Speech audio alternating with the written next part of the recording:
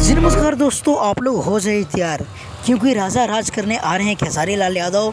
बस कल ही से आपको नज़दीकी सिनेमा घरों में एक बड़े पर्दे पे देखने के लिए मिलेगा खेसारी लाल यादव के राजा राम फिल्म में, जो कि भाई काफ़ी दिनों से 1 साल से लोगों का इंतज़ार है इस फिल्म को लेकर। जब शूट स्टार्ट हुआ था खेसारी लाल यादव के जब लुक देखे थे राम के किरदार में, भाई तभी से लोगों का देखने के लिए खलबली मच गया। तो फाइनली दोस्तों इंतज़ार का घड़ी हुआ समाप्त। दोस्तों कहीं कहीं तो 7 तारीख से लगेगा यानी कि कल से, और बहुत जगह 8 तारीख से लगेगा, जो कि आप देख सकते हैं। आनंद मंदिर थिएटर वाराणसी ने एक पोस्टर को आउट किए हैं और लिखे हैं 8 तारीख से लगेगा। तो अगर आप लोग वाराणसी के आसपास है तो जाकर जरूर देखिएगा, क्योंकि भाई ये फिल्म बहुत ही बेहतरीन बनाई गई है, जो कि 3 हीरोइनी इसमें नजर आएगी। तो आप लोग कितना एक्साइटेड है इस फिल्म को लेकर हमें जरूर कमेंट करके बताइएगा।